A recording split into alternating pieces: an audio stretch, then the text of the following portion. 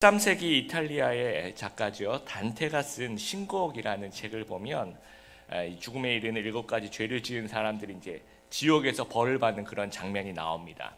특별히 이 시기에 죄를 지은 사람들이 어떤 벌을 받냐면 이 눈꺼풀이 굵은 철사로 이렇게 칭칭 꿰매진 상태라고 해야 될까요? 그러니까 감겨져 있는 상태에서 이제 꿰매져 있는 거죠. 그러니까 못 뜨도록, 그러니까 보지 못하도록 하는, 그러니까 눈에게 이렇게 벌을 주는 그런 장면들이 있습니다.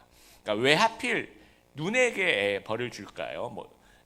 입술로 이렇게 질투와 시기를 할 수 있으니까 입술에게 벌을 줄 수도 있고, 마음에 벌을 줄 수도 있고, 손하고 발에게 또 신체의 다른 특정 부분에게 벌을 줄 수도 있는데 왜 하필이면 눈에게 벌을 줄까요? 계속해서 우리가 죽음에 이르는 7가지 죄, 7가지 한번 저희가 한번 읽어볼까요? 시작. 교만, 시기, 분노, 나태, 탐욕, 탐식, 정욕, 이렇게 되죠. 지난 시간 우리 교만에 대해서 살펴보았고, 오늘은 시기에 대해서 살펴보는데, 시기란 뜻이 국립국어원 표준국어대사전에 보면 남이 잘 되는 것을 세마여 미워함이라고 표현합니다. 영국의 작가이고 기독교 사상가인 도로시 세이어스란 분은 이렇게 설명을 합니다. 가지지 못한 자들이 가진 자들에게 대해 느끼는 감정이다. 또 친구의 행복해하는 모습을 보기 싫어하는 것이다 라고 정의를 합니다. 서양 속담에 이런 말이 있습니다. 실패할 때 나를 동정하는 사람이 한 사람이라면 성공할 때 나를 시기하는 사람은 100사람쯤 된다라는 말이 있습니다. 1984년에 나왔던 영화 아마데우스를 보신 분 기억하실 겁니다. 거기 나오는 궁정음악장인 안토니오 살리에르라는 사람이 이 모차르트의 그 천재성을 보고 굉장히 놀랍니다. 굉장히 그 시기하고 질투하면서 하나님을 원망하죠. 하나님, 내가 이렇게 하나님 잘 섬기는데 나에게는 재능을 이렇게 조금밖에 안 주시고, 쟤는 내가 볼 때는 굉장히 경박한 친구인데 엄청난 재능을 갖고 있고, 하나님을 원망하면서 모차르트를 견제하고 방해하고 결국은 죽음으로 이르도록 유도하는 그런 식의 내용의 이야기들이 영화에 펼쳐집니다. 영화가 아니라 우리 실제 생활에서도 자주 일어납니다. 시험을 쳤는데 친구는 같이 쳤는데 친구는 붙고 나는 떨어져요. 그러면 그래 축하해, 겉으로는 이렇게 축하를 하지만 속으로는 마음이 굉장히 불편합니다. 우리 남의 가정을 이렇게 살펴보면 남의 그 남편이나 아내나 우리 자녀들 보면 괜히 이제 비교가 되고, 괜히 이제 어떤 면에서는 되게 부럽고, 또 어떤 면에서 내 신세가 하면 이런 생각을 하는 부분들이 우리 마음속에 있다라는 겁니다. 그리고 우리 회사에서도 좀 나보다 못한 동료들이 또는 후배가 총애를 받고 인정을 받고 승진을 해서 그것 때문에 분노가 일어나고 불면증이 생겨서 신경정신과에 가는 환자들이 요즘에 급증하고 있다고 합니다. 그래서 무엇 때문에 오셨습니까? 그러면 이렇게 회사에서 이런 일이 있어서 화가 나서 너무 힘들어서 왔습니다라고 얘기하는 사람들이 되게 많다라고 합니다. 또 우리가 자라날 때 우리 형제들 중에서도 어떤 형제들은 다 그렇진 않겠지만 부모님께 사랑을 더 많이 받았다. 어떤 형제들은 나는 좀 덜 받았다. 혜택을 나는 그런 걸 좀 못 받았다고 느껴지는 분들의 마음속에는 분한 마음도 있고 평생 자라나면 그런 상처가 생길 수가 있습니다. 우리 교회에서도 마찬가지입니다. 우리 재주 많은 형제들, 또 우리 인기 많은 자매들 이렇게 보면서 나는 늘 이렇게 앞에 나가지 못하고 그늘에 있는 듯한 그런 생각들, 또 열등감이라든지 질투라는 감정이라든지 패배감이라든지 이런 생각이 이제 듭니다. 그리고 연애하고 결혼하는 우리 이제 아직 우리 싱글 형제매들 보면 나보다 뭔가 이렇게 좀 한 수 아래처럼 보이는 친구가 멋있는 사람과 다정히 찍은 사진이 막 페이스북에 이런 게 막 올라와요. 그리고 막 페이스북 보면 이제 인스타그램이나 이렇게 멋있는 이렇게 먹고 차도 좋아 보이고 집도 좋아 보이고 하여튼 놀러 가는데 다 좋아 보입니다. 그러면 굉장히 마음이 불편해. 나는 뭐가 부족해서? 나는 제가 나보다 한 수 아래인데 쟤는 되게 멋있는 사람하고 데이트하고 나는 내 주위에 정말 내가 원치 않는 이상한 사람들이 막 똥파리처럼 이렇게 왔다 갔다 하고 그리고 늘 고생하는 것 같고 나는 그런 마음이 우리 마음속에 있다라는 겁니다. 7대 죄 중에서 가장 쓰라린 죄악이 이제 이 시기라는 죄인데요. 당사자로 하여금 어떤 즐거움이나 쾌락을 느끼지 못하게 합니다. 왜냐하면 다른 그 죄악들은 예를 들면 교만이다 그러면 이제 잠깐의, 그러니까 약간 내가 탁월하다라는 오해를 하면서 잠깐의 행복감이 있어요. 그리고 분노할 때도 이 복수를 할 때 그 순간의 즐거움이 또 있고, 탐욕을 할 때도 이제 내가 희망 고문이죠. 내가 욕심이란 게 또 이 마음속에 어떤 희망이란 그 고문, 그러니까 실제로 존재하지 않지만 내가 풍요로운 재산 이걸 내가 움켜쥐면 내가 뭐 잘 됐고 뭐 이런 어떤 마음들이 준다는 얘기죠. 나태도 일련의 어떤 수고의 사슬로부터 좀 벗어난 그런 반감이 또 있고, 정욕은 잠깐의 그 말초신경의 황홀함, 감각의 황홀함을 또 주고, 탐식은 풍성한 음식이 어떤 잠깐 주는 어떤 그런 포만감, 그런 것들이 약간의 그런 즐거움이 있는데, 이 시기는 약간의 그 즐거움이 전혀 없다는 거예요. 속이 쓰리는 죄. 그래서 오늘 우리가 읽었던 본문은 잠언 14장 30절에 시기는 뭐를 썩게 합니까? 뼈를 썩게 하는 거예요. 뼈를 썩게. 그러니까 이 시기라고 번역된 이 히브리 원어 키나라고 얘기하는 이 원어를 이제 영어 성경에 MB라고 번역을 했는데, 이 똑같은 이 헬라어 단어를 가지고 개역 개정에서도 어떤 곳에서는 질투라고 번역하기도 하고, 또 어떤 곳에서는 투기라고 번역하기도 하고, 또 어떤 곳에서는 의심이라고 번역하기도 하고, 지금 이 성경 구절은 이제 시기라고 번역합니다. 쉬운 성경에서는 이제 질투라고 이제 번역을 하고 있습니다. 뼈를 썩게 한다라는 거니까 시기를 통해서 이제 가슴이 쓰라리고 막 우울해진다라는 겁니다. 그러면 시기는 어떤 상황에서 발생하는가? 영어로 볼 때 MB라고 하는데요. 자세히 보다라는 어원을 가진 라틴어 인비디아라는 것에서부터 왔는데, 이 형제의 가진 것과 내가 못 가진 것을 보는 상황, 그러니까 눈으로 보고 비교하는 상황에서 발생한다라는 거예요. 잘못 바라본다라는 거죠. 사무엘상 18장에 보면 여인들의 이제 노래가 나오는데 이렇게 노래합니다. 사울이 죽인 자는 천천히요, 다윗이 죽인 자는 만만이다. 이렇게 얘기를 하니까 누가 제일 그 기분이 안 좋았겠어요? 사울 왕이. 그래서 이제 그 18장 9절에 이렇게 얘기합니다. 그날 후로 사울이 다윗을 주목하였더라라고 이야기를 해요. 그 NIV 성경, 영어 성경은 좀 상상력을 발휘해서 사울이 다윗을 주목했다라고 할 때 그때 그 단어가 jealous eye라고 해서 질투의 눈으로 바라봤다라고 번역을 하고 있습니다. 굉장히 저는 잘 번역했다라고 봅니다. 이 시기의 죄는 보는 것에서부터 시작한다라는 건데, 보는데 잘못 바라본다라는 거죠. 그래서 이 단테의 신곡에서 이 보는 것에서부터 잘못을 했으니까 눈을 칭칭 이제 꿰매는 그런 벌을 받는다라는 겁니다. 그리고 이 시기의 그 독특한 점이 뭐냐면, 보는 대상이 형제 가까운 사람. 그래서 형제에게 짓는 죄라고 얘기할까요? 그러니까 우리나라 속담에 사촌이 땅을 사면 배가 아프다는 말이 있습니다. 근데 만약에 여러분 빌 게이츠가 땅을 사면 배가 아프나요? 마크 주커버그가 주가가 확 올라서 돈이 엄청 많이 벌었다 그러면 배 아파. 그러진 않지요. 예. 그러니까 그거 뭐 우리 작은 아버지가 땅을 사면 배가 안 아픕니다. 근데 사촌님, 언제나 우리 친척들 이제 추석 때 가면 비교 대상 사촌들 고만고만한 우리 나이 때. 예. 그래서 이 사촌이 땅을 사니까 이 시기의 대상이 언제나 가까운 지인이고 친구고, 그래서 이 시기는 형제에게 짓는 죄가 될 수 있다라는 거예요. 나와 비교 가능한 경쟁 관계에 있는 삶의 조건과 수준이 비슷한 사람들과의 관계에서 발생하는. 그래서 가인이 시기 때문에 동생 아벨을 죽이고, 형들이 요셉을 시기로 죽이려고 하고, 사울 왕이 막 대선 후보로 부상한 다윗을 바라보면서 이 질투의 눈으로 바라보았다라는 겁니다.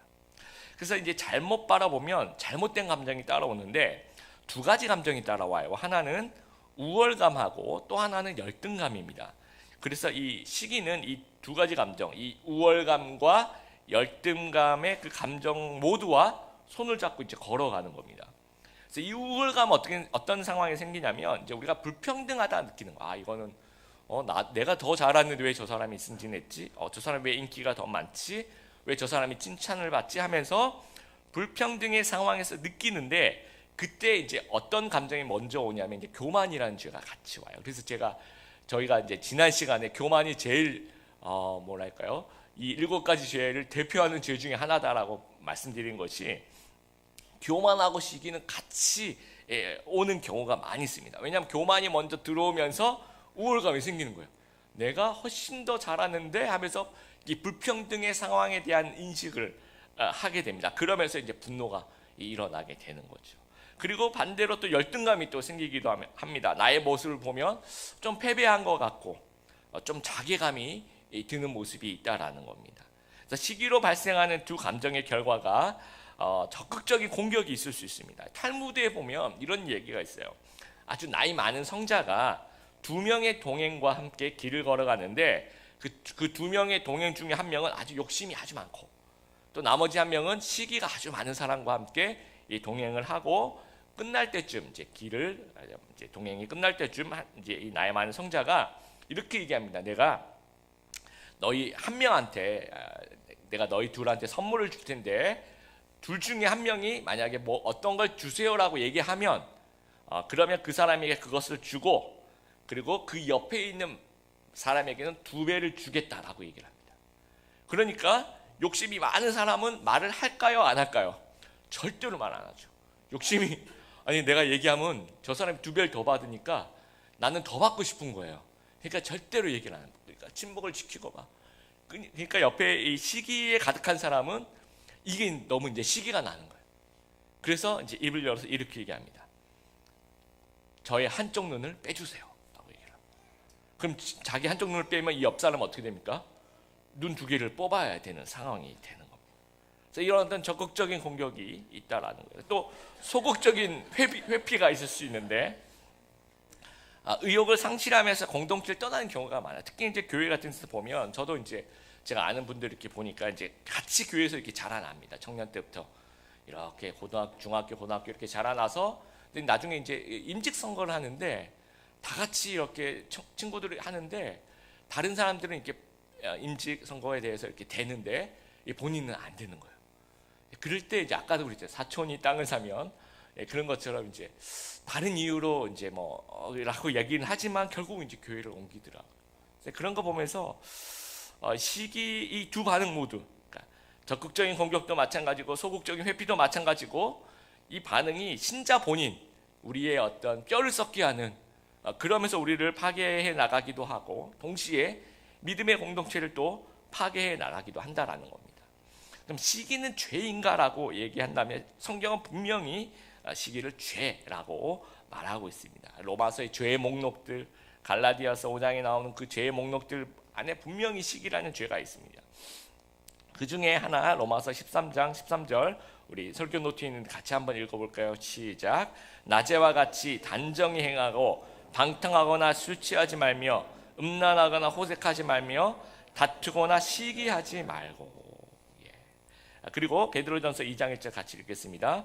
그러므로 모든 악독과 모든 기만과 외식과 시기와 모든 비방하는 말을 버리고, 이 시기란 말은 버려야 되는 죄라는 겁니다.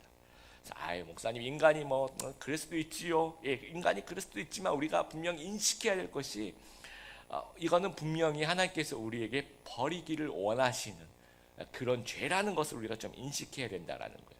그리고 이 시기는 다른 죄로 계속해서 파생하고 변화되어 간다라는 겁니다. 야고보서 3장 16절 노트에, 설교 노트에 한번 읽어볼까요? 시작. 시기와 다툼이 있는 곳에는 혼란과 모든 악한 일이 있음이라. 그렇죠. 모든 이제 시기로부터 다툼이나 혼란이나 모든 악한 일이 이제 생긴다라는 겁니다. 인류 최초의 살인이 뭡니까? 가인이 아벨을 죽이는, 그것이 이 시기에서부터 오죠. 그리고 요셉의 형들이 시기심으로 요셉을 죽이려고 한다라는 겁니다. 그리고 대제사장이, 여러분 마가복음 15장 10절 같이 읽겠습니다. 시작. 이는 그가 대제사장들이 시기로 예수를 넘겨준 줄 알미라. 그래서 그 당시 종교 지도자들이 시기심으로 예수님을 좀 죽여달라고 이렇게 십자가형으로 로마 당국에다 이렇게 넘겨주는 일이 생겨난다라는 겁니다. 그래서 이 시기심은 증오를 일으키고 분노를 일으키고 중상모략을 일으키고 미워함을 일으키고 또 다른 사람을 해를 가하는 그런 것을 일으키고 불신을 일으키고 비판을 일으킨다는 거예요. 그래서 C.S. 루이스가 인간을 타락시키는 사단의 방해 도구 중에 가장 강력한 무기는 시기다라고 얘기를 합니다. 그리고 신원하 교수라는 분의 책을 제가 읽었는데 거기서는 이 시기를 이렇게 설명해요. 괴수의 눈이다. 그러니까 아까 제가 잘못 바라봄에 대해서 말씀드렸잖아요. 그러니까 괴수의 눈을 가지고 쳐다본다라는 겁니다. 그래서 그렇게 괴수의 눈을 가지고 쳐다보니까 나도 불편하고 그렇죠. 또 그 눈으로 그 괴수의 눈으로 바라보니까 믿음의 공동체를 또 파괴한다라는 겁니다. 그 사랑은 어때요? 여러분 사랑은 다른 사람의 유익을 기뻐해요. 그런데 시기는 반대예요. 다른 사람의 유익을 슬퍼하는 거예요. 그래서 이 시기라는 죄는 하나님의 자녀들이 서로 사랑하길 원하는 하나님의 뜻에 정면으로 위배된다라는 겁니다. 그러면 시기를 어떻게 극복할까? 시기를 극복하는 것 세 가지 정도 살펴보는데 오늘 제목에서 시기를 잘못 바라봄이라고 제가 말씀드렸잖아요. 그렇죠? 그러면 그 반대로 그러면 어떻게 해야 됩니까? 올바로 바라보는 것이 필요하다라는 겁니다. 첫 번째, 각자에게 주시는 은혜만 바라보자라는 겁니다. 말콤 X라는 분이 있어요. 1960년대 미국의 마틴 루터 킹 목사님 시대에 같이 흑인 민권 운동하셨던 민권 운동가입니다. 근데 이분이 했던 얘기가 아주 유명한 얘기가 뭐냐면 그 흑인들한테 자기 동포들한테 이제 이렇게 얘기를 합니다. 검은 것이 아름답다라는 거예요.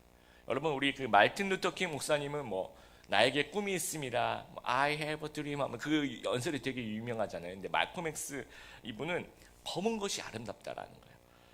의식을 우리가 이제 흑인들한테 이제 얘기하는 거예요. 우리가 의식을 좀 전환해 보자라는 거죠. 백인의 그 피부 색깔을 시기하고 그런 시기하면서 일어난 그 적대 의식을 좀 벗어나서 그 우리 조상들이 우리에게 주신 그 어떤 이 검은 것 이게 아름답다 생각하고 우리만의 문화도 만들어보고 또 우리가 또 열심히 살아보고 이제 그렇게 한번 해보자라고 강력하게 이제 외친다라는 거죠. 그러니까 하나님이 나에게 주신 것을 이렇게 바라보는 겁니다. 그러니까 눈을 다른 사람에게 막 이렇게 바라보는 것이 아니고 눈을 나에게 돌리는 거죠. 이 괴수의 눈으로 다른 사람을 보는 것이 아니라 눈을 자기에게 돌려서 자신이 가진 것, 하나님이 나에게 주신 것을 바라보자라는 거예요. 우리에게 어떤 잘못된 평등 욕구가 있는데 뭐냐면 하나님이 평등하신 분인데 이게 오해하는 게 어떤 거냐면 다 똑같이 이렇게 생각. 그거 오해입니다. 외모도 똑같이, 재능도 똑같이, 성격도 똑같이, 환경도 똑같이. 그러니까 하나님의 평등 그런 의미가 아니라 하나님의 평등은 다양하게 골고루 나눠 주신다라는 거예요. 그래서 외모도 여러분 다 다양하시죠. 여러분이 주위를 보면 얼굴이 동그라신 분, 길쭉하신 분, 네모나신 분, 네모나진 않나요? 그 다음에 눈썹이 좀 많으신 분, 좀 올라가신 분, 내려가신 분. 요즘에는 또 압구정동 김 원장님의 또 터치가 있기 때문에 눈썹이 또 얼굴이 많이 비슷하긴 합니다만 각자에게 아주 골고루 나눠 주셨다라는 거죠. 그리고 재능도 어떤 분은 이런 재능을 또 어떤 분은 이런 재능 하나님이 골고루 나눠 주시지 똑같이 나눠 주시는 건 아니에요. 성격도 마찬가지입니다. 어떤 사람은 좀 외향적이고 어떤 사람은 좀 내향적이고 이런 것들도 골고루 나눠 주시고 자라난 환경도 어떤 사람 좀 부유하게 자라날 수도 있고 어떤 사람 좀 어렵게 자라날 수도 있고 하나님이 우리에게 주신 은혜는 골고루 주신다라는 거예요. 그래서 저 사람은 저 사람의 은혜가 있고 나는 나의 은혜가 있다라는 사실. 그래서 나의 은혜에 만족해야 된다라는 겁니다. 요즘 TV에서 예능 프로그램 같은 걸 보면 애들이 막 재밌어서 보는 프로그램들 이렇게 보면 전지적 참견 시점 이런 게 있더라고요. 이 제목 자체가. 그러니까 연예인들하고 연예인 매니저들이 같이 나와서 좀 그 연예인들 이렇게 앞에 화려한 모습보다도 그 뒤에서 무대가 끝난 이후의 모습들 보고 이제 매니저랑 같이 있는 모습 하면서 이제 이런 걸 예능으로 이제 만들고 또 연예인의 가족들이 나오는 예능 프로그램들이 있더라고요. 요즘엔 옛날에 꼬맹이 아이들만 나왔는데 요즘에 어머님도 나오시고 그다음에 동생들 온 가족이 다 나와요. 왜냐하면 우리 타인의 삶에 굉장히 관심이 많아요. 아까 우리 봤던 영상에서도 타인의 삶에 관심을 가질 수밖에 없는 문화 속에서 우리가 살아가요. 그래서 SNS 하는 이유가 페이스북이라든지 인스타그램이라든지 굉장히 많이 합니다. 하루에 한 2-3시간을 하는 걸로 평균.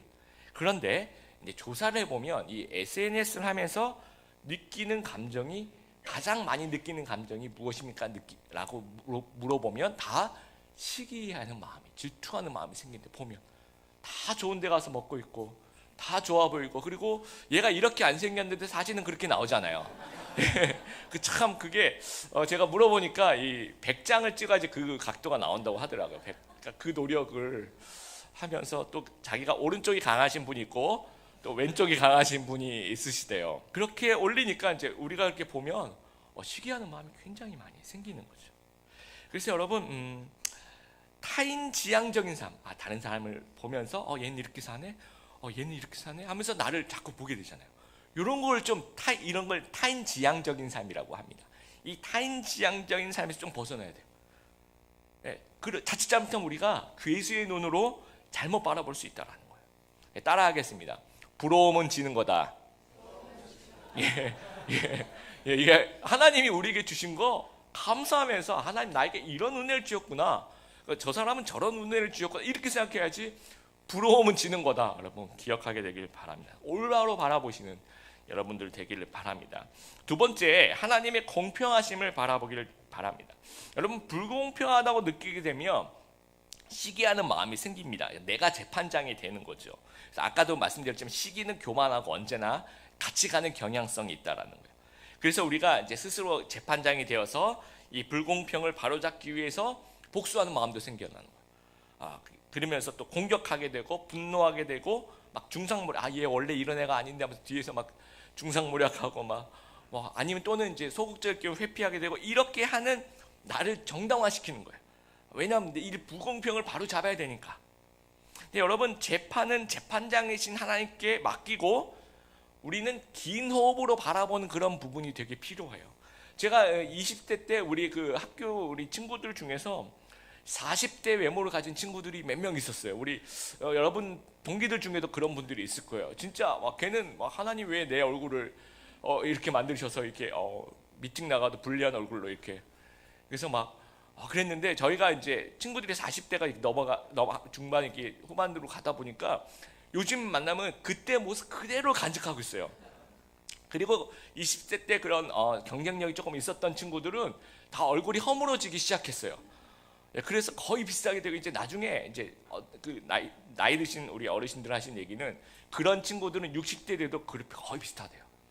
그래서 이제 처음에 20대 때는 내가 불공평하다 느끼지만 시간이 좀 더 지나 긴 호흡으로 바라보면, 그렇죠, 공평하신 하나님 다 공평하게 만들어 주시는 거죠.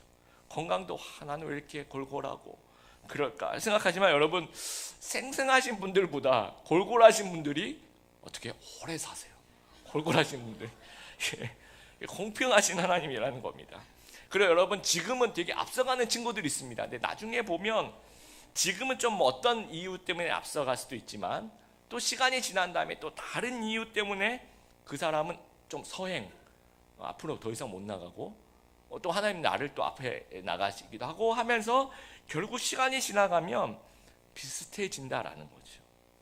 그래서 하나님은 나만 억울하게 하시는 분이 절대로 아니다라는 것을 우리가 신뢰해야 된다라는 겁니다. 송명희 시인이라는 분이 있어요. 중증 뇌성마비 환자, 태어날 때부터 아무것도 할 수가 없어요. 그래서 그러다가 예수님을 만난 거예요. 그 예수님을 만나고 막 질투에 너무 자살 기도도 하고 왜 나는 가진 게 없나 이렇게 생각하고 그렇게 살아갔던 분이 예수님 만나고 정말 예수님을 그 인격적으로 만난 이후에 시를, 정말 아름다운 시를 썼어요. 근데 그 중에 나라는 시가 있습니다. 그러니까 그분이 이제 나를 바라보는 거예요. 그 중증 뇌성마비 환자인 나를 바라보면서 뭐라고 얘기했냐면, 나 가진 재물 없으나, 나 남이 가진 지식 없으나, 나 남에게 있는 건강 있지 않고, 남이 가진 건 없는데, 나 남이 보지 못한 것을 보았고, 나 남이 듣지 못한 음성을 들었고, 나 남이 받지 못한 사랑을 받았고, 나 남이 모르는 걸 깨달았네 하면서 그 다음 구절에 뭐라고 썼냐면, 공평하신 하나님이라는 단어를 써요. 공평하시다라고. 그러니까 자기 중증 뇌성 마비 환자인 자기를 바라보면서 하나님 공평하시다라고. 공평하신 하나님이 나 남이 가진 것 없으나 나 남이 없는 것을 갖게 하셨네라고 고백하고 있더라고요. 그러니까 우리가 정말 하나님을 만나지 못하면 이게 우리의 인생 자체가 늘 시기와 질투에 빠져 있을 수밖에 없어요.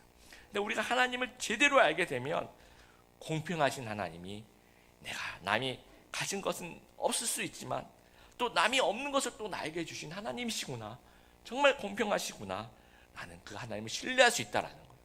오늘 우리 예배 드리러 오신 여러분, 제가 질문하겠습니다. 하나님의 공평하심을 신뢰하십니까? 아멘.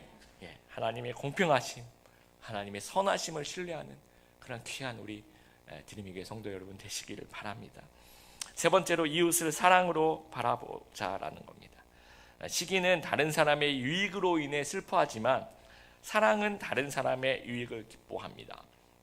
고린도전서 13장 4절에 보면 사랑은 시기하지 아니하고, 반대로 그러면 시기를 이기는 궁극적인 대안은 사랑이라는 겁니다. 지난 주에 결혼식이 있었어요. 그래서 우리 형제, 우리 빌더스의 형제하고 자매하고 결혼해서 결혼식 주례를 마치고 이제 사진 찍는 시간에 이제 신부 부모님께도 인사를 드리고 그다음에 신랑 부모님 측으로 이렇게 가서 이제 인사를 드렸어요. 그러면서 인사하면서 우리 신랑이, 우리 형제가 참 교회에서 신앙생활 잘하고 이렇게 제가 칭찬을 좀 했습니다.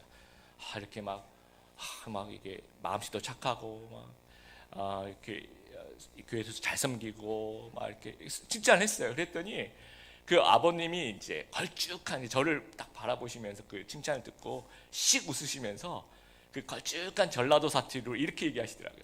목사님이 많은 것을 알고 계시는군요. 그렇게 얘기. 보통 너무 부족합니다 이렇게 얘기하시는데 목사님이 너무 많은 것을 알고 계시네요 하면서 깜짝 놀래가지고 제가 그래서 이제 둘이서 이렇게 한 1초 깜짝 놀래고 이렇게 빵 터져가지고 둘이서 같이 좀 웃었습니다. 예. 제가 이제 그걸 보면서 제가 뭘 느꼈냐면 이 부모님은 자녀를 질투하지 않는다라는 거예요. 그러니까 자녀를 만약에 제가 자녀를 막 칭찬했어요. 그랬더니 갑자기 부모님 마음에 시기한 마음이 생겨서 목사님 다음부터 저 보지 맙시다 뭐 이렇게 얘기한다든지 그런 부모는 하나도 없어요. 여러분 만약에 여러분 주위의 분들이 여러분 자녀를 너무 칭찬하면 여러분 마음속에 기분이 좋아요? 아니면 주목하여 바라봐요? 기분이 좋죠. 너무 좋죠. 왜냐하면 여러분 이 아이를 너무너무 사랑하는 거예요. 큰 사랑은 이 시기를 이겨낼 수 있는 그런 어떤 힘을 준다라는 겁니다. 그래서 이제 어느 큰 교회 한 몇천 명 모이는 그 교회에 어느 이제 담임 목사님이 교회 그 부목사님 둘 정도를 이렇게 분리 개척을 시켰대요. 교회에서. 그러고 난 다음에 이제 한참 있다가 소식을 들었는데 이 분립된 교회가 되게 잘 된대요. 그러니까 그 소식을 듣고 되게 기뻐했는데 하루 종일 마음이 불편하더래요. 그 얘기를 듣고. 그래서 내가 왜 마음이 불편하지 생각해봤더니 내가 은근히 시기를 하고 있다는 자기의 모습을 발견하고 이 둘을 이렇게 불러서 우리 커피 한잔 하자고 이렇게 불렀대요. 그래서 커피 마음속에 풀어야 되겠다. 그래서 얘들아 내가 뭐 이런 일이 있었는데 내가 이렇게 부끄럽지만 내가 이렇게 너희들 이렇게 잘 된다는 소식을 들으니까 왜 이렇게 마음이 불편한지 모르겠다고 그래서 솔직하게 이렇게 얘기했더니 이 다른 부목사님들은 이제 우리가 부목사로 있을 때 되게 열심히 일했는데 우리가 교회를 나왔는데도 교회가 더 잘 되는 거예요. 그러니까 저 본인들도 마음이 불편했던 거예요. 내가 나왔는데 교회가 더 잘 돼. 이럴 수가 하면서 또 그러니까 이분은 이분대로 시기하고 또 이분은 이분대로 시기하고. 그래서 이 세 분이 이렇게 같이 이제 커피 마시면서 우리 사랑하자, 우리 시기하지 말자 하면서 이렇게 풀었다고요. 제가 그분이 한 설교를 들었는데 이제 그 얘기를 들으면서 저도 똑같은 마음이네. 목사들이 참 시기가 참 많구나. 정말 제 마음속에 시기가 가득한 죄인이구나 하는 생각이 들었습니다. 여러분 교회는 죄인들의 집합소에 그렇죠. 사람들이 모인 곳입니다. 그래서 얼마든지 시기가 생길 수 있는 어떤 좋은 환경이에요. 사단이 막 공격합니다, 여러분. 그러면 우리는 그 공격을 이제 유혹에 넘어가게 되면 우리는 뼈가 썩는 거죠, 그렇죠? 당사자들은. 그리고 믿음이 저하되는 거예요. 우리 마음속에 하나님의 공평한 신뢰하지 못하니까. 또 우리 공동체는 이것 때문에 분열되고 약화되는 겁니다.